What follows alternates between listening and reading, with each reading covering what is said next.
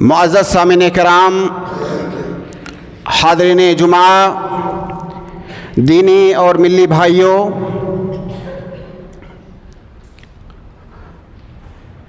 ایک انسان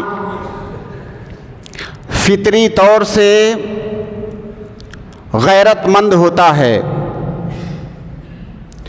اگر کوئی انسان اپنی فطرت سے ہٹ نہ جائے تو غیرت اس کی ذات کا جزء لا ينفک ہوتی ہے۔ ایک غیرت مند انسان اپنی غیرت اور عزت کے لیے جیتا ہے اور اپنی غیرت اور عزت کے لیے مرتا ہے۔ وہ اپنی غیرت سے کسی بھی طرح سے سمجھوتا نہیں کر سکتا اور نہ ہی کسی بھی صورت میں اس کا سودا کر سکتا ہے۔ سامعین کرام، غیرت ہی وہ چیز ہے جو ایک انسان کو اس کے ہونے کا احساس دلاتی ہے۔ اگر کسی انسان کے اندر سے غیرت مر جائے تو اس کا ہونا اور نہ ہونا یہ برابر ہے، بلکہ وہ اس دنیا کے اندر ایک چلتی اور پھرتی لاش ہے۔ سامعین کرام، غیرت یہ مردانگی اور رجولت کا عنوان ہے۔ غیرت سماج اور معاشرے سے فحش اور منکرات کو ختم کرنے والی چیز ہے۔ غیرت ہی وہ چیز ہے جو انسانوں اور جانوروں کے درمیان فرق کرنے والی ہے۔ غیرت یہ ایمان کی علامت ہے، یہاں تک کہ اپنی غیرت کے راستے میں اپنی جان دے دینے والے کو ہماری شریعت نے شہید کا درجہ دیا ہے۔ اللہ کے نبی صلی اللہ علیہ وسلم کی معروف حدیث ہے، وَمَنْ قُتِلَ دُونَ عِرْضِهِ فَهُوَ شَهِيدٌ۔ اگر کوئی انسان اپنی غیرت کی حفاظت کرتے ہوئے، اپنی عزت کی حفاظت کرتے ہوئے، اپنے ناموس کی حفاظت کرتے ہوئے اگر کوئی انسان مر جاتا ہے، ایسی صورت میں وہ انسان شہید ہے۔ سامعین کرام، غیرت کی بہت ساری شکلیں ہیں۔ ان میں سے جو سب سے معروف شکل ہے وہ یہ ہے کہ کوئی انسان اپنے گھر کی عورتوں سے متعلق غیرت مند ہو۔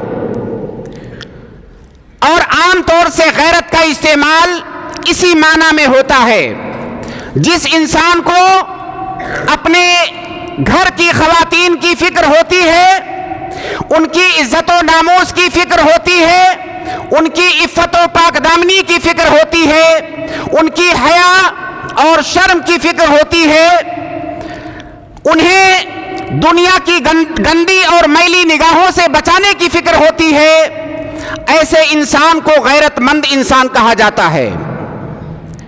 اور جس انسان کے اندر یہ چیزیں نہ ہوں، ایسے انسان کو بے غیرت انسان کہا جاتا ہے۔ سامعین کرام، اسلام نے ہمیں غیرت پر ابھارا ہے اور مختلف طریقوں سے اپنی غیرت اور عزت کی حفاظت کرنے کا حکم دیا ہے۔ آئیے انہی طریقوں میں سے بعض طریقوں کا ذکر کرتے ہیں۔ سب سے پہلی بات یہ کہ ہماری شریعت نے حکم دیا ہے عورتوں اور مردوں کو کہ وہ اپنی نگاہیں نیچی رکھیں، اجنبیوں سے اپنی نگاہیں نیچی رکھیں۔ اللہ رب العالمین کا فرمان ہے، قُلْ لِلْمُؤْمِنِينَ يَغُضُّوا مِنْ أَبْصَارِهِمْ وَيَحْفَظُوا فُرُوجَهُمْ ذَلِكَ أَزْكَىٰ لَهُمْ إِنَّ اللَّهَ خَبِيرٌ بِمَا يَصْنَعُونَ وَقُلْ لِلْمُؤْمِنَاتِ يَغْضُضْنَ مِنْ أَبْصَارِهِنَّ وَيَحْفَظْنَ فُرُوجَهُنَّ۔ تو ہماری شریعت نے مردوں کو حکم دیا ہے کہ وہ اجنبی عورتوں سے اپنی نگاہوں کو نیچی رکھیں۔ اسی طرح سے عورتوں کو بھی حکم دیا ہے کہ وہ اجنبی مردوں سے اپنی نگاہوں کو نیچی رکھیں اور اپنی نگاہوں کی حفاظت کریں۔ نمبر 2، ہماری شریعت نے عورت کے بارے میں کہا ہے کہ عورت یہ سر کے بال سے لے کر کے سر بال سے لے کر کے پاؤں کے ناخن تک عورت کا پردہ ہے. اسے اپنے جسم کو مکمل طور سے اجنبی مردوں سے چھپانا ہے اور اس میں کسی طرح کا کوئی استثناء نہیں ہے. نہ تو چہرے کا استثناء ہے, نہ تو ہاتھ کا استثناء ہے, نہ تو پاؤں کا استثناء ہے, کہیں پر کوئی استثناء نہیں ہے. قرآن کریم کی معروف آیت ہے, جو آیت میں نے ابھی تلاوت کی اسی کا اگلا حصہ ہے کہ وَلَا يُبْدِينَ زِينَتَهُنَّ إِلَّا مَا ظَهَرَ مِنْهَا. اس آیت میں یہ ٹکڑا وَلَا يُبْدِينَ زِينَتَهُنَّ إِلَّا مَا ظَهَرَ مِنْهَا یہ 2 بار استعمال کیا گیا ہے. سامعین کرام, اس آیت کی تفسیر میں علماء کرام نے ذکر کیا ہے کہ اگر بغیر ارادے کے, بغیر اختیار کے, اگر عورت کے جسم کا کوئی حصہ یا اس کے جسم کی کوئی زینت بغیر ارادے اور اختیار کے اگر ظاہر ہو جائے تو یہ معفو عنہ ہے. بہت سارے لوگ اس آیت کے سلسلے میں عوام کو مغالطے میں ڈالتے ہیں الا ما ظہر منہا سے, اور وہ کہتے ہیں کہ عورت اپنے جسم کے بعض حصوں کو لوگوں کے سامنے کھول سکتی ہے. یہاں پر الا ما اظہر منہا نہیں ہے, الا ما ظہر منہا. ظہرا کا مطلب ہوتا ہے ظاہر ہو جانا اور اظہرا کا مطلب ہوتا ہے ظاہر کر دینا. یہاں پر ظاہر کرنے کی اجازت نہیں ہے. اگر عورت کے بغیر ارادے اور اس کے اختیار کے بغیر اگر کوئی چیز ظاہر ہو گئی اور کھل گئی اچانک تو یہ معفو عنہ ہے, ورنہ سر کے بال سے لے کر کے پاؤں کے ناخن تک عورت کو اپنے جسم کو اجنبی مردوں سے چھپانا ہے. نمبر 3, ہماری شریعت نے عورت کا اصل مقام اور اس کی اصل جگہ, اس کا گھر بتلایا اور بغیر کسی حاجت اور ضرورت کے عورت کو اپنے گھر سے باہر نکلنے سے منع فرمایا. قرآن کریم کی آیت ہے وَقَرْنَ فِي بُيُوتِكُنَّ وَلَا تَبَرَّجْنَ تَبَرُّجَ الْجَاهِلِيَّةِ الْأُولَى.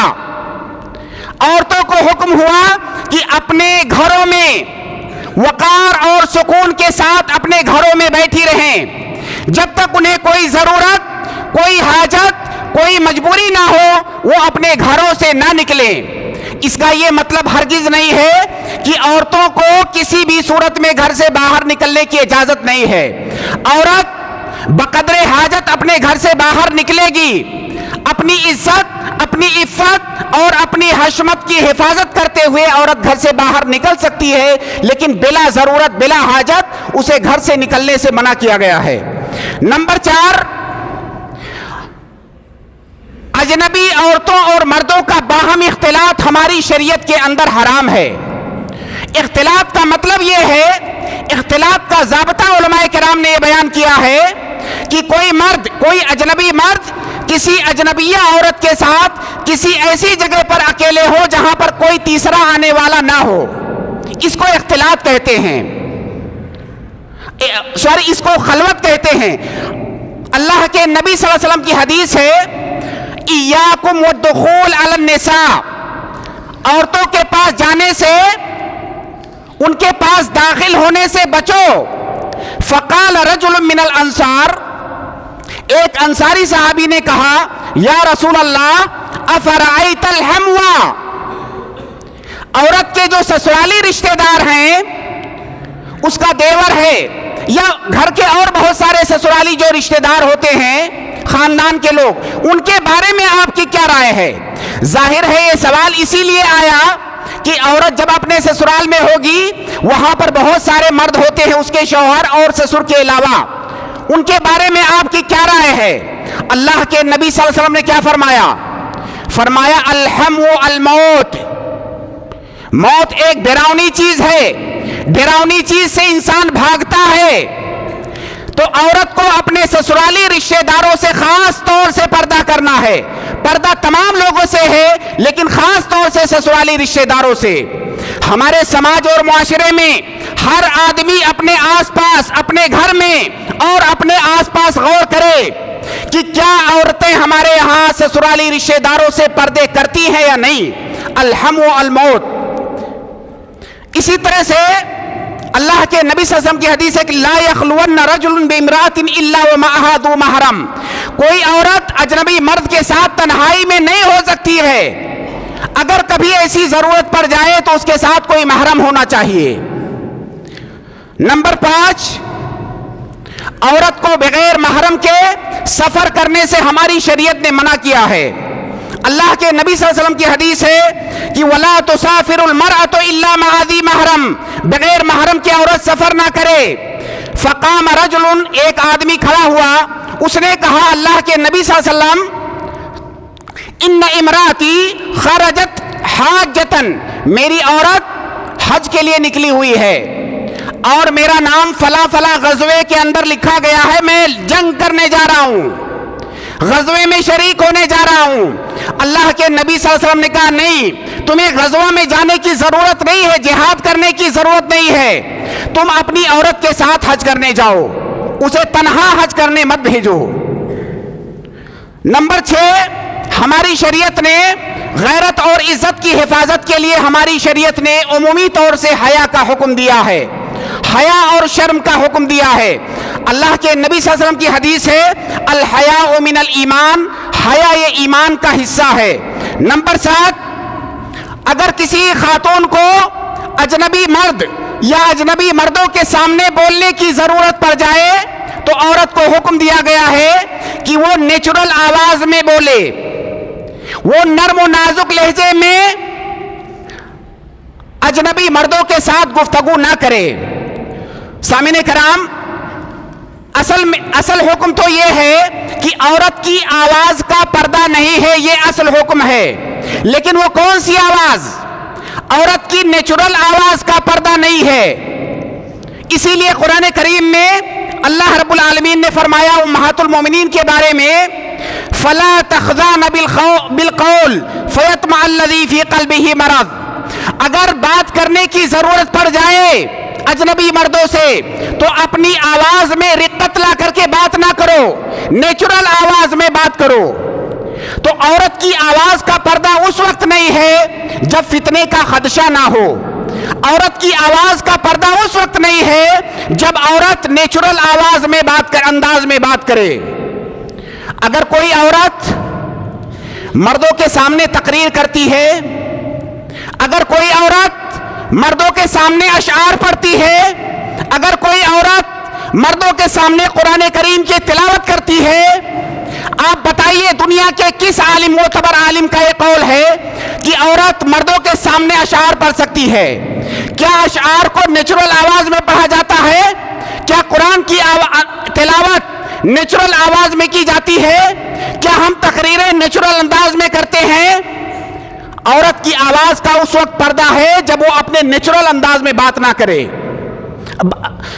جب بات کرے تب پردہ نہیں ہے، ورنہ عورت کی آواز کا بھی پردہ ہے. اور خاص طور سے اگر فتنے کا خوف ہے تو اس کا پردہ ہے. اور اس پر علماء کے فتاوی بھرے پڑے ہیں، شیخ ابن عثیمین، شیخ البانی، شیخ ابن باز، ان سب کے فتاوی انتہائی مفصل انداز میں مدون ہیں.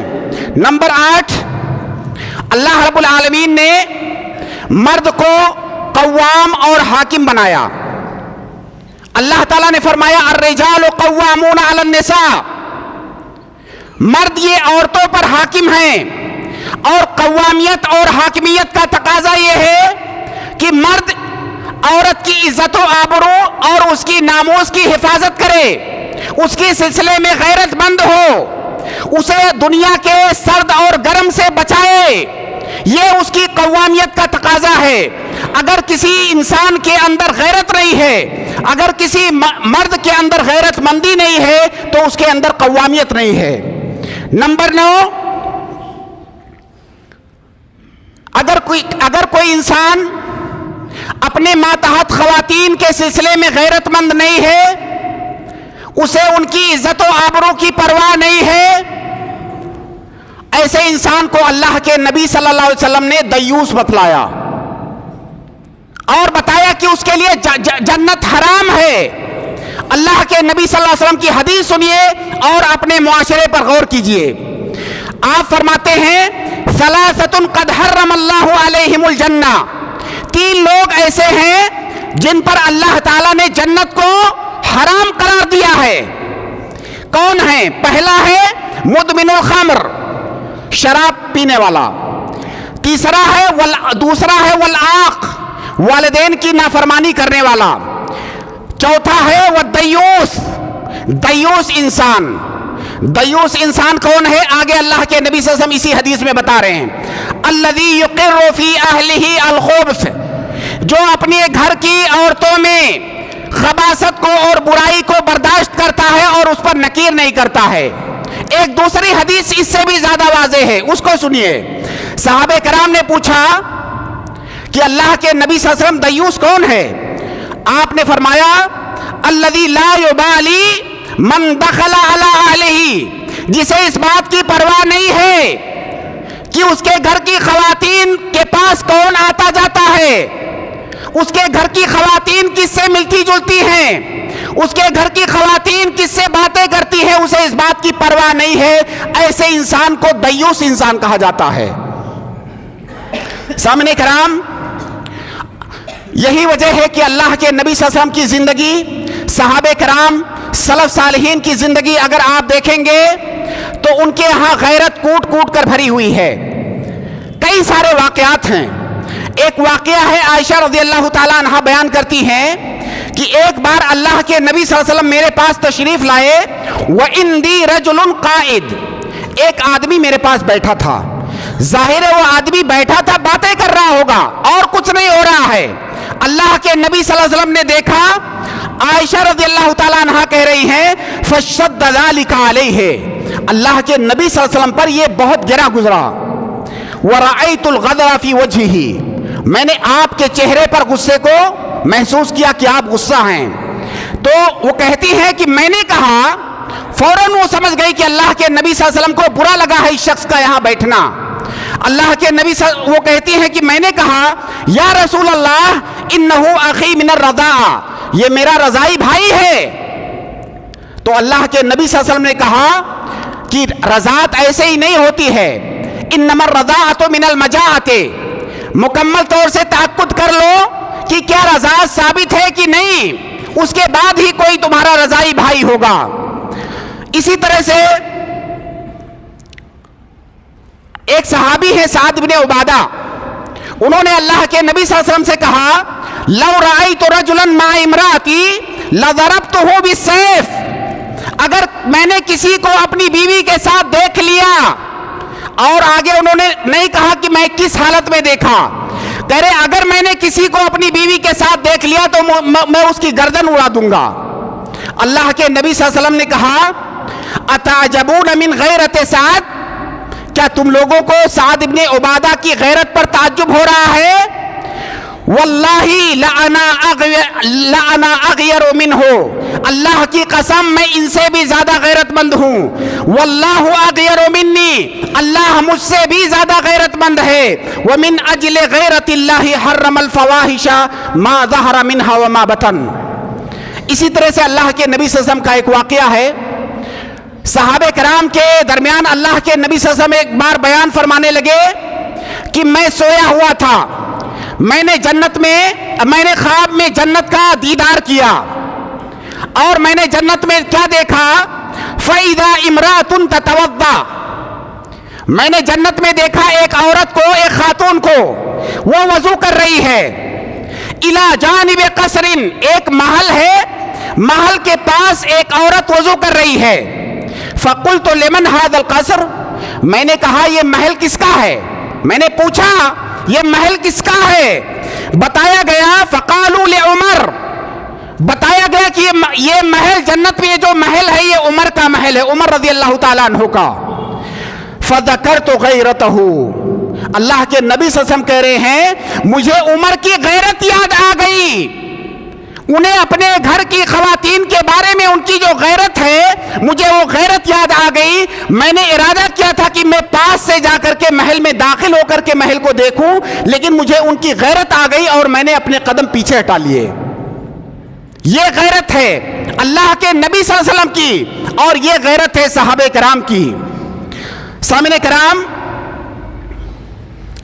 عبداللہ ابن عمر رضی اللہ تعالیٰ عنہ کے بارے میں ایک اثر ہے جسے امام مناوی نے فیض القدیر کے اندر ذکر کیا ہے کہ ابن عمر رضی اللہ تعالیٰ عنہ اگر کسی مجلس میں کوئی آدمی بیٹھا ہوا ہے,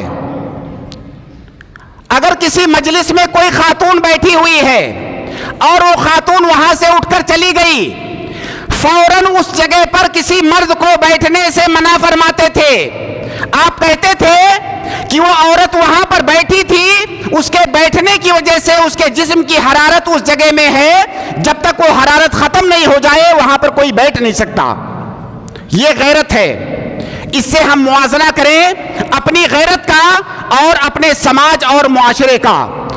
عربوں کے بارے میں مشہور ہے ایک واقعہ، تاریخی واقعہ، کہ اگر عربوں کے پاس کوئی اونٹ ہے، کوئی جانور ہے، کوئی گھوڑا ہے، کوئی اونٹ ہے، اور اس گھوڑے یا اس اونٹ پر ان کی خاتون، ان کے گھر کی کوئی خاتون سوار ہوتی ہے، تو اس جانور کو بیچتے نہیں تھے کہ اس جانور کی پیٹھ پر میرے گھر کی کوئی خاتون سوار ہوئی ہے، اگر میں اسے بیچوں گا تو کوئی لے جائے گا اور اس کے اوپر سواری کرے گا، اسی جگہ پر بیٹھے گا جہاں پر میرے گھر کی خاتون بیٹھتی تھی۔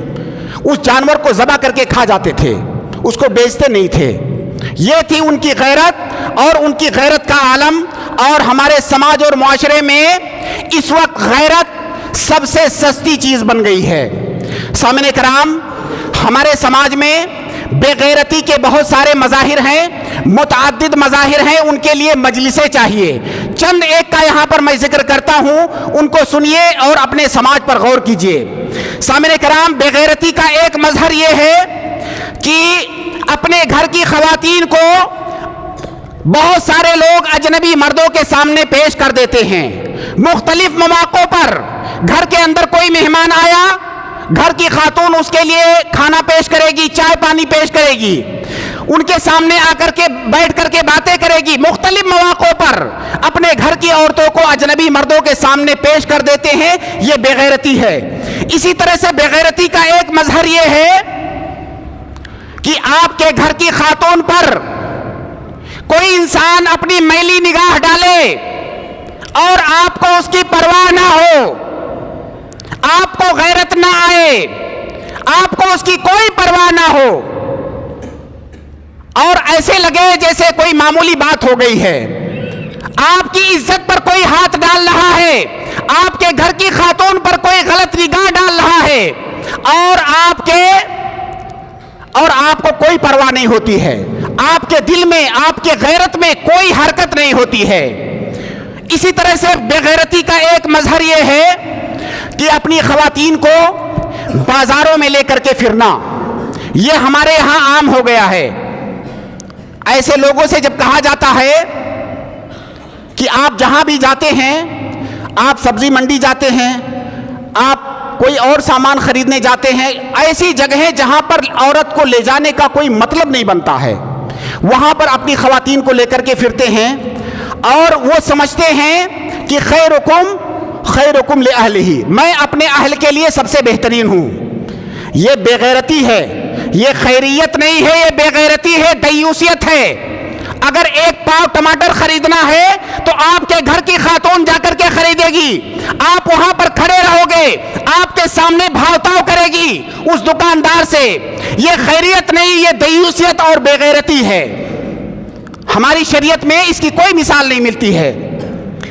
اسی طرح سے گھر کی کوئی خاتون اجنبی مردوں سے بات کر رہی ہے، بے تکلفانہ گفتگو کر رہی ہے، اور آپ کو کوئی فرق نہیں پڑتا ہے، آپ کو کوئی غیرت نہیں آتی ہے، یہ بے غیرتی ہے، یہ بے غیرتی ہے، بے شرمی ہے، بے حیائی ہے۔ ہماری شریعت میں اس کی کوئی گنجائش نہیں ہے۔ اسی طرح سے اپنی خواتین کو اجنبی مردوں کے درمیان نوکری کروانا، اس طرح سے نوکری کرے کہ وہاں پر ان کے ساتھ اختلاط ہو، بے تکلفانہ گفتگو ہو، ہماری شریعت میں پوری تاریخ میں کوئی اس کی ایک مثال لا کر کے دکھا دے، اس کی کوئی گنجائش نہیں ہے۔ عورت کو نوکری کرنے سے منع نہیں کیا گیا ہے، بالکل نہیں، قطعاً منع نہیں کیا گیا ہے۔ عورت اپنی عزت و عصمت، اپنی ناموس کی حفاظت کرتے ہوئے، شریعت کے دائرے میں رہتے ہوئے بالکل وہ دنیا کا ہر کام کر سکتی ہے۔ شریعت نے اس کے لیے جو حدود بنائے ہیں، ان حدود میں رہتے ہوئے وہ ہر وہ کام کر سکتی ہے جو وہ کرنا چاہتی ہے۔ اسی طرح سے بے غیرتی کا ایک مظہر اپنے گھر کی خواتین کو، بچیوں کو، عورتوں کو عریانیت والے لباس پہنانا، फैशन के नाम पर उरियानियत वाले लिबास पहनाना, बल्कि कई दफा खवातीन जब घर में रहती हैं तो ढंग के कपड़े पहन के रहती हैं, लेकिन जब घर से बाहर निकलती हैं तो फैशन के नाम पर उरियानियत वाले लिबास पहनती हैं और उनके घर के मर्दों को इस पर जरा भी गैरत नहीं आती। इसी तरह से बेगैरती का एक बहुत बड़ा मजहर ये है कि हमारे समाज में बुर्के के नाम पर जिस्म पर एक काला कपड़ा डाल लिया जाता है और उस काले कपड़े के बारे में यह समझा जाता है कि यह इस्लामी पर्दा है। मैं आपको इस्लामी पर्दे के चंद उसूल बताता हूं, इसको याद रखिए। पर्दा, औरत का अपने जिस्म, मुकम्मल जिस्म को ढकना यह वाजिब है। सातिर लिबास के 3 औसाफ हैं। किसी लिबास को उस वक्त सातिर कहा जाएगा जब उसके अंदर 3 खूबियां पाई जाएंगी। पहली खूबी यह हो कि सातिर लिज़्ज़ात हो, जिस्म को ढकने वाला हो लिबास, जिस्म ना दिखे। और दूसरी उसकी सिफत यह है कि सातिर लिल्लौन हो, जिस्म का जो चमड़ा है, चमड़े का कलर नहीं दिखना चाहिए, कपड़ा इतना बारीक ना हो। और तीसरी उसकी सिफत यह है कि सातिर लिल हया वल कैफिया हो, जिस्म की जो हयात और कैफियत है, जिस्म के जो नशीबो फराज हैं उनका ढकने वाला हो, वो नशीबो फराज कपड़े के ऊपर से जाहिर ना हो, तब ऐसे कपड़े को औरत का इस्लामी लिबास और इस्लामी पर्दा कहा जाएगा। अब इसकी रोशनी में हमारे समाज में जो बुर्के पाए जाते हैं, उन बुर्कों पर नजर डालिए कि क्या ये औसाफ पाए जाते हैं। इसी तरह से औरत को अपने जीनत को छुपाने के लिए कहा गया है। जीनत एक तो जिस्म की वो जीनत होती है जो जिस्म पर की जाती है, और एक वो जीनत होती है जो कपड़ों पर होती है। कपड़ों पर होने वाली जीनत को भी छुपाने का हुक्म दिया गया है। अगर कोई खातून ऐसा बुर्का पहनती है जो जर्क बर्क वाला है, खूबसूरत बुर्का है, बल्कि बसा औकात उसके कपड़े से भी ज्यादा खूबसूरत है, आप बताइए कि क्या ऐसे बुर्के को अलग से एक नए बुर्के की जरूरत नहीं है? आप बुर्का पहनिए, बेशक पहनिए ऐसा, लेकिन आप ये समझ के मत पहनिए कि मैंने पर्दा किया हुआ है। इसका नुकसान ये होगा कि पर्दे का जो इस्लामी तस्वुर है वो गलत जाएगा लोगों के अंदर। अगर मुस्लिम खवातीन को पूरी दुनिया इस तरह के बुर्के पहनते हुए देखेगी, वो समझेगी यही इस्लामी पर्दा है, जबकि वो इस्लामी पर्दा नहीं है। इसी तरह से बेगैरती का एक मजहर अपनी खवातीन को स्टेजों की जीनत बनाना है। मुख्तलिफ तरह के स्टेज, चाहे शादी का फंक्शन हो, कोई प्रोग्राम हो, कोई दीनी प्रोग्राम हो, कोई दुनियावी प्रोग्राम हो, खवातीन को स्टेज की जीनत बनाना यह भी बेगैरती है। और ये जितने निकात मैं बयान कर रहा हूं, ये निकात, तमाम निकात मुस्तकिल मौजू है और इसके बहुत सारे तफरियात हैं जो हम समाज और मुआशरे के अंदर देखते हैं। इसी तरह से एक मजहर ये है बेगैरती का कि हमारे यहाँ शादी ब्याह में बाकायदा फोटोग्राफर बुलाए जाते हैं तस्वीर लेने के लिए, और उस दुल्हन को जिसकी शादी हो रही है उसके शौहर से पहले दुनिया का हर शख्स देखेगा, सबसे लास्ट में उसका नंबर आएगा। आप बताइए, मुझे तो हैरानगी होती है, ये बेगैरती जानवरों के अंदर भी नहीं पाई जाती है। ये मतलब आपकी बीवी को कोई अजनबी मर्द देख रहा है, उस हालत में, उस हसास मौके पर किसी इंसान की गैरत कैसे गवारा कर सकती है? और ये ख्वाबो ख्याल की बातें नहीं कर रहा हूं, ये जमीनी हकीकत की बातें कर रहा हूं। ये जमीनी हकीकत है और इसका मुशाहिदा आप नंगी आंखों से कर सकते हैं। इसी तरह से बेगैरती का एक मजहर ये है कि हमारे समाज में आमतौर से कजिन्स और जो दूसरे रिश्तेदार हैं जो अपने करीबी हैं, उनसे पर्दा नहीं किया जाता है। बहुत सारे लोग समझते हैं ये तो कजिन्स है, चचा का बेटा है, मामू का बेटा है, फूफी का बेटा, इससे क्या पर्दा, इससे क्या पर्दा। और आप याद रखें कि अक्सर फितने ऐसी ही जगहों पर होते हैं। अगर कोई अपने घर की खवातीन को उनके कजिन से पर्दा नहीं करवाता है तो क्या है वो? अभी मैंने थोड़ी देर पहले क्या बताया, ऐसा इंसान बेगैरत और दयूस इंसान है। उस इंसान को अपने आप को यह समझना चाहिए कि मैं दयूस हूं, उसके बाद वो जो करना चाहे करे। اسی طرح سے بےغیرتی کا ایک مظہر ہے سوشل میڈیا پر خواتین کا اپنی تصویروں کو نشر کرنا. یہ چیز بھی بہت عام ہوتی جا رہی ہے. اور جو تھوڑا سا دین پسند طبقہ ہے اس کو تھوڑا سا اس پر جو ہے ایک کور لگاتا ہے. خاتون برقع پہن کر کے اپنی تصویر لے کر کے سوشل میڈیا پر ڈالتی ہے. اس کو بھی کسی نے جائز قرار نہیں دیا ہے. برقع کالا کپڑا پہننا یہ اسلامی پردہ نہیں ہے. عورت کا پوری اپنی مکمل ذات کو اجنبی مردوں سے چھپانا یہ پردہ ہے. کالا کپڑا پہننا صرف پردہ نہیں ہے. اسی طرح سے سوشل میڈیا کا جو فتنہ عام ہوا ہے اس میں ایک فتنہ یہ بھی ہے کہ بہت ساری خواتین سوشل میڈیا پر آ کر کے دعوت کا کام کرتی ہیں. ماشاءاللہ دعوت کا جو ہے ایک گلیمر بن گیا ہے. دعوت یہ گلیمر اور چکا چوتھ کی دنیا بن گئی ہے. ہر آدمی کو اسکرین پر آنا ہے, ہر آدمی کو لوگوں کے سامنے آنا ہے, اور یہ اس کو جو گلیمر بنا دیا گیا ہے اس کا اثر خواتین پر بھی پڑا ہے. خواتین کا دائرہ عمل, ان کا دائرہ کار دعوت کا یہ بے شک موجود ہے. خواتین اپنے دائرہ کار میں رہتے ہوئے دعوت کا کام کریں, لیکن خواتین کا اس طرح سے سوشل میڈیا پر آ کر کے تقریریں کرنا, دعوت کے نام پر مردوں کے سامنے پیش ہونا, یہ کسی بھی طرح سے جائز نہیں ہے.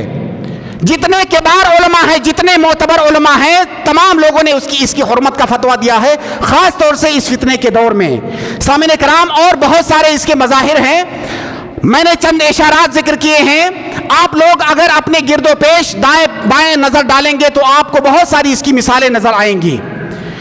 بہت سارے لوگ جو لبرل قسم کے ہوتے ہیں اور اپنے آپ کو روشن خیال کہتے ہیں, اس طرح کی باتیں جب ان کے سامنے کی جاتی ہیں تو کہتے ہیں یہ تو دقیانوسی والی باتیں ہیں, یہ تو تخلف اور پچھڑے پن کی باتیں ہیں. اگر کسی عورت نے کسی مرد سے بات کر لیا, اس کے ساتھ تھوڑا سا ہنسی مذاق کر لیا, اس میں کون سی برائی ہے؟ وہ بھی تو ہماری طرح انسان ہے. میرے بھائی, یہ روشن خیالی نہیں, ہماری شریعت نے اس کو دیوسیت کہا ہے. ایک مثال میں آپ کو بتاتا ہوں. مسجد نبوی ہے, وہاں پر فجر کی بہت لمبی حدیث ہے, تقریباً 1 صفحے سے زیادہ کی حدیث ہے. مختصر میں بتاتا ہوں. مسجد نبوی ہے, وہاں پر فجر کی جماعت کھڑی ہوئی ہے, رات کا اندھیرا ہے. ایک خاتون جو صاحب واقعہ ہیں, جو اپنا واقعہ ان کا قبیلہ یا اس طرح کر کے ان کا نام ہے, وہ کہتی ہیں کہ میں مدینہ سے باہر سے آئی ہوئی تھی. مدینہ کی جو تہذیب تھی, وہاں کا جو طور طریقہ تھا وہ مجھے نہیں معلوم تھا, اور نئی نئی اسلام بھی لائی تھی. فجر کی جماعت کھڑی ہوئی ہے, رات کا اندھیرا ہے, وہ جا کر کے مردوں کے صف میں کھڑی ہو جاتی ہیں. ان کو نہیں پتا ہے کہ عورتوں کی صف الگ ہوتی ہے. ایک صحابی ہے جو ان کے بغل میں کھڑے ہوئے ہیں, ان کو شک ہوا. انہوں نے پوچھا کہ تم عورت ہو کہ مرد ہو؟ انہوں نے کہا میں عورت ہوں, کیونکہ رات کی تاریکی ہے, پتہ نہیں چل رہا ہے. انہوں نے کہا میں عورت ہوں. انہوں نے ایک جملہ کہا, وہ جملہ سنیے, انک قد کدت ان تفتنینی. انہوں نے, صحابی نے کہا اس صحابیہ سے رضی اللہ تعالیٰ عنہم اجمعین, کہا کہ قریب تھا کہ تم مجھے فتنے میں ڈال دیتی. آپ بتائیے, مسجد نبوی ہے, نبی صلی اللہ علیہ وسلم کی امامت ہے, وہ مقدس سرزمین ہے, صحابہ کا زمانہ ہے, اور نماز میں کھڑے ہوئے ہیں, کون سا فتنہ ہے وہاں پر؟ وہ کہہ رہے ہیں کہ قریب تھا کہ تم مجھے فتنے میں ڈال دیتی. یہ ان کی غیرت تھی. اور ہم اس زمانے میں کہتے ہیں اگر کسی خاتون نے کسی مرد سے بات کر لیا تو اس میں کون سا مذائقہ ہے, یہ تو پچھڑاپن ہے. یہ ان کی غیرت تھی. میں 2 اصول بتا کر کے اپنی بات ختم کر رہا ہوں. پردے کے سلسلے میں ایک اصول ہے کہ ان احکام الحجاب مبنیہ علی سد الذرائع, فکل ما کان ذریعۃ الی الفتنہ والوقوع فیہا فہو حرام. پردے کے جتنے بھی احکام ہیں وہ تمام کے تمام سد الذرائع پر مبنی ہیں. اور آپ سب طلبہ ہیں, سد الذرائع کا مطلب آپ سمجھتے ہیں, کوئی مباح اور حلال چیز جو حرام تک لے جانے کا سبب بنے, وہاں پر سد الذرائع کا اصول لاگو ہوتا ہے, اس مباح چیز سے بھی روک دیا جائے گا. حجاب کے تمام احکام سد الذرائع پر مبنی ہیں. اس کا مطلب اگر کوئی نئی صورتحال پیش آتی ہے اور اس میں فتنہ ہے, فتنے کا اندیشہ ہے, فتنے کا خدشہ ہے, تو اس چیز سے بھی پردے کے باب میں بچیں گے. اسی طرح سے دوسرا ایک قاعدہ ہے کہ پردے کے جو مسائل ہیں یہ محرم تحریم الوسائل ہیں. عورت کا مردوں کے سامنے بے پردہ ہو کر کے جانا حرام ہے. یہ محرم تحریم الوسائل ہے. اس کا یہ مطلب ہوا کہ کل ما کان وسیلۃ الی الحرام او الوقوع فیہا فہو حرام. ہر وہ چیز جو حرام تک لے جانے کا وسیلہ وہ حرام ہے. آخر میں عورت کی آواز کو بعض صورتوں میں پردہ کیوں کہا گیا؟ وہ تمام صورتیں جہاں پر فتنہ واقع ہونے کا اندیشہ ہو وہاں پر پردہ ہے. وہ تمام صورتیں جہاں پر عورت کے مرد سے بات کرنے کی وجہ سے فتنے کا ڈر ہو وہاں پر پردہ ہے. اور اگر کوئی یہ کہتا ہے آپ میں سے یا پوری دنیا میں سے کوئی اگر یہ کہتا ہے کہ سوشل میڈیا پر بات کرنے سے کوئی فتنہ نہیں ہے، وہ اپنا جو موبائل لائے اور اس کا موبائل ہم چیک کرتے ہیں. بیشتر اس طرح کے دعوے کرنے والوں کا موبائل آپ چیک کر کے دیکھ لیجئے، آپ کو فتنہ مل جائے گا. فتنہ کہاں پر ہے؟ سامعین کرام، خلاصہ کلام یہ ہے کہ غیرت ایک انسان کی روح ہوتی ہے. اگر کسی انسان کی غیرت مر جائے تو وہ انسان مر جاتا ہے، اس کی مردانگی مر جاتی ہے، اس کی رجولت مر جاتی ہے. بغیر غیرت کے انسان نہیں ہے. اور اسی لیے اتنا زور دیا ہے ہماری شریعت. پردے کے جتنے تمام مسائل ہیں یہ تمام کے تمام اسی غیرت مندی کی وجہ سے ہیں. اللہ رب العالمین ہم تمام لوگوں کے اندر غیرت پیدا کرے. اللہ رب العالمین ہم تمام لوگوں کے اندر عزت نفس پیدا کرے. اللہ رب العالمین ہم تمام لوگوں کو اپنے گھر کی اور دوسرے گھر کی خواتین کی حفاظت کی توفیق عطا فرمائے. وآخر دعوانا ان الحمد للہ رب العالمین.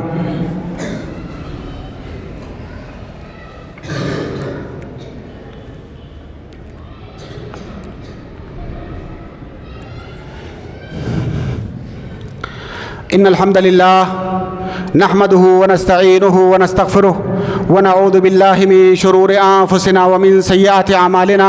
من يهده الله فلا مضل له ومن يضلل فلا هادي له.